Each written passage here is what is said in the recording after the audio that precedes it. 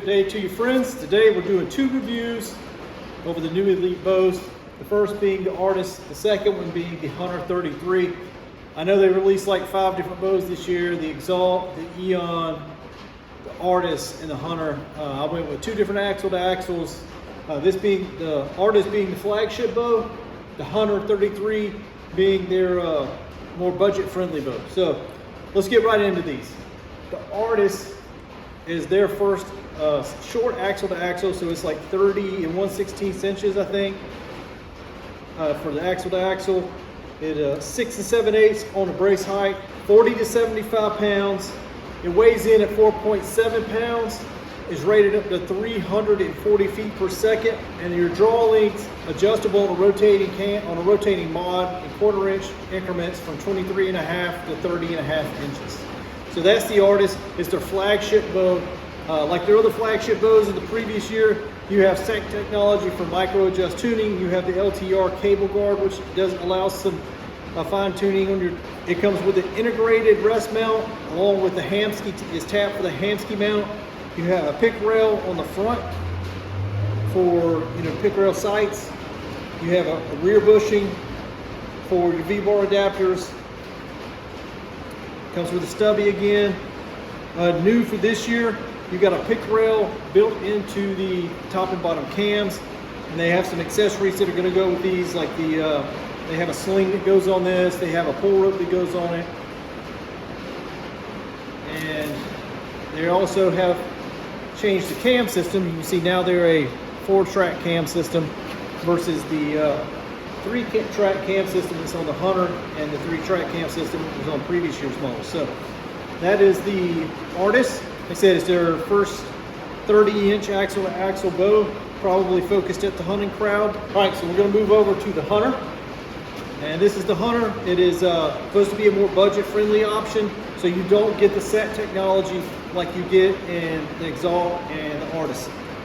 But what you do get, so you get 32.75 inches of axle to axle. You get 6 7/8 inch brace height.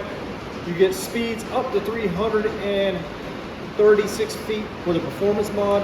And this one is also adjustable 23.5 to 30.5 inches. With this rotating mod, again, you can get the 1/4 inch draw length adjustments.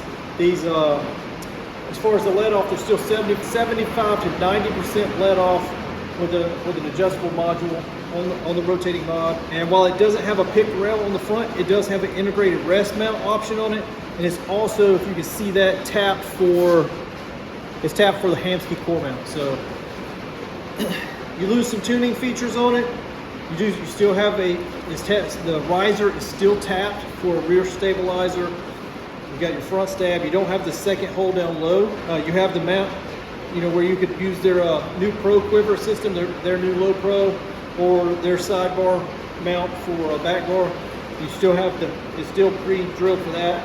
You have 2 burner holes in it, and you have 2 sets of sight mounting holes, which I like those options if you're not going to have a pick or some kind of center mounted design. So let's get into shooting these things, and we'll talk about them a little bit more. All right, so the first bow we're going to shoot is going to be this the Elite Artus.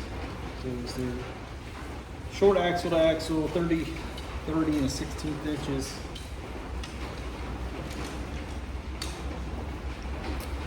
And I'll say the same thing I said about the Hoyts, because Hoyt switched over to this 4-track cam system as well this year. And the cams just aren't as easy to get over as they were last year. They're not incredibly bad.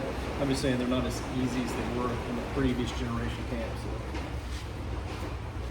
I'll try to walk you through this. It's set at the 90%, so you're going to see it dump off a little bit harder than what I would normally shoot it, but I just left it came from the shop, so it's set up at 27 inches, I think, 70 pounds, and 90% let off. That is not bad at all. You feel that little dump off. I could adjust that with that let off module. So it's a little bit stiffer than it was before. You get a little bit of take up, rounds over the top, and just next thing you know, you're just falling into the back wall. If I had this thing on 80%, like my Omni set, this thing would be butter to the back wall. But it's not bad at all. A little bit stiffer than it was the previous year, I think. But the good thing about the Elites is you can go get their Versa mod or the Smith mod. I'm not sure what it's called. That hold without anything on it, no stabilizer or anything. I mean, it's just, so next up is the Huntr33.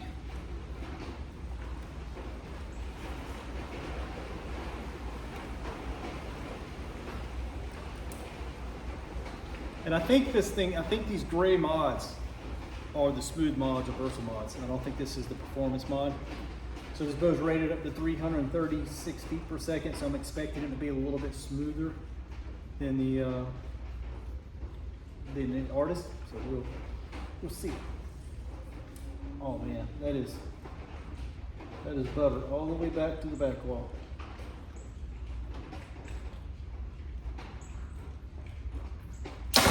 You know what this really reminds me of, and is the wider limb pocket. Like if you had an Encore and you could put some wider limb pockets on it, take the tuning feature off, that's what this really reminds me of. It's got the feel of the Encore draw, but it's really stable. I mean, look at that, it just, instead of being a big hump, it's just constant, and then it into the back wall.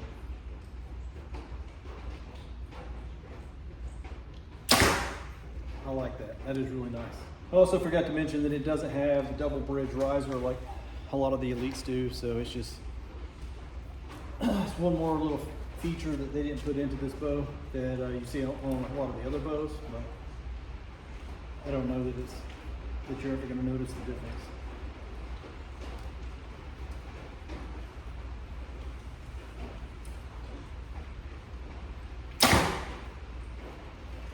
A little bit more vibration in it. You don't quite feel the thud quite as much, but you do feel a little hint of vibration, but it's nothing I would be worried about. It shoots really nice. I really like this bow. So. All right, so let's do the final thoughts on the Elite Artus and the Elite Huntr. So, Elite short axle to axle bow, primarily going to be targeted at hunters. Let's go through it. So we'll start off with how the bow feels on the draw, because that is, you know, to me, it's most important. And like I said, I compared it to this year's Hoyt offering. It's a little bit stiffer than last year's to me, as a personal thought. Draw is subjective to the person doing it, but I do feel like it is a little bit stiffer than it was before, but it is not bad by any means. And it had a little bit of dump at the back end, but that was 90%, 90% let off, so I probably could have changed it to about 80%. And it would have felt a lot like the Huntr33 as far as how it traveled through the draw force curve into the back wall. The grip, I love Elite's grips. They sit perfectly in my hand. It's the reason I've kept an Elite. Is I shot it at TAC, I shot it at a lot of our local competitions, and the grip just works really well for being consistent. Holds on target, it was very steady. It was easy to put arrows together here at about 15 yards. Even though I didn't have a peep post shot, it felt really, really good. Like I said, there was just a little bit of thud. It wasn't much of a jump at all. I didn't feel really any vibration, and that probably can be accounted for by the weight in this bow. Like I said, I equate this bow to what the Vertex was for Matthews a number of years ago. It was a short bow, had some weight to it, but it was absolutely dead in the hand. And the cool thing I liked about the Vertex, which I think you could get away with on this, is you could probably shoot it without a stabilizer. And that's how, when I hunted with this Vertex, I didn't use a stabilizer, and I was shooting some, you know, pretty good groups out to 60 and 70 yards with the Vertex. So I think you could do the same thing with this Elite Artus. It's a solid bow. I like the fact that it's, you know, 1/4 inch adjustment on the draw length up on the rotating mod. I like the 75% to 90% let off adjustment that you can make. I mean, you can really fine tune one of these. I've had plenty of experience with this set technology, and it is very quick to get into tune. I've paper tuned a bow from doing a string change. Once I had everything in spec and went outside, within 5 shots, I had bullet holes using the set technology. So I've been really, really happy with my Elites, and I've been real happy with the set technology. And overall, I think the Artus is going to be a good seller, especially to the fans of Elite. So it's going to be a fantastic bow. So I think you guys will really like this. if you're in the market for something that's around that 30-inch axle to axle. And the other thing I like about it is 6 7/8 inch brace height, but it shoots 340 feet per second. So you're going to get a pretty forgiving bow that generates a fair amount of speed. So if you're interested, this is the Elite Artus. Next, we have the Elite Huntr33.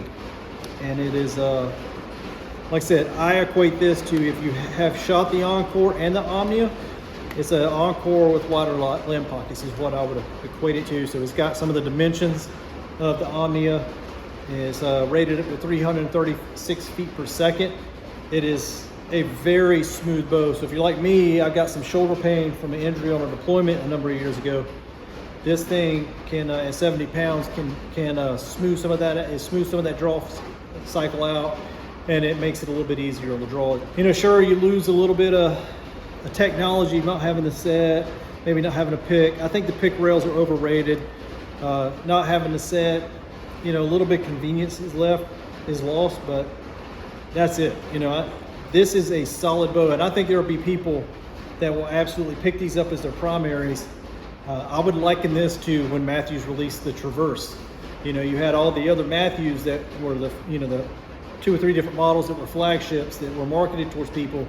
And then if you were on the forums like Archery Talk, you would hear people talking about the Traverse being just such a solid shooter, even though it was marketed cheaper than the flagships of its time. So I could liken this to that. I mean, it's I like the fact that it's not as heavy as the Artus, and for me, 32 to 33 inches is perfect for me at 5'8". That's what I really like, the dimensions I really like. So the grip, oh, let's back up, let's go to the draw. So the draw, like I said, it is smooth. I mean, I absolutely love this draw.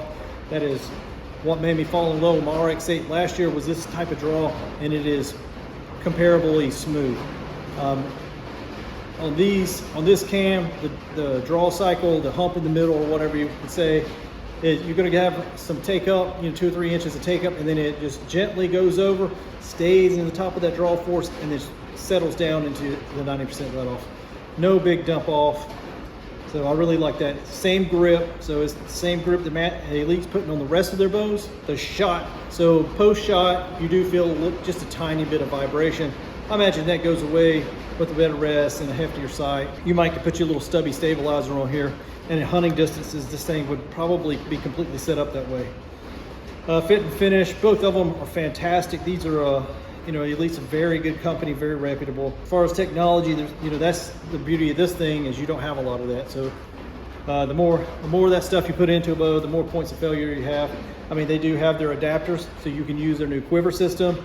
You can use the V-bar bracket that they offer that goes down in these holes as well. It has a back bushing, so if you want to put a V-bar, your V-bar on it, and with a back bar, you can do that as well. But overall, if you were looking to get into something that wasn't quite as pricey as the flagship models, well, then you could look at this, and you would have a very competent bow that you have a lot of confidence is going to go out. You could shoot, 3D with it. You could take it hunting's probably where it's best suited, but you can shoot competition with it, and it's going to do well, because just like the Artus, it's 6 7/8 inch brace height, and it's a very stable platform.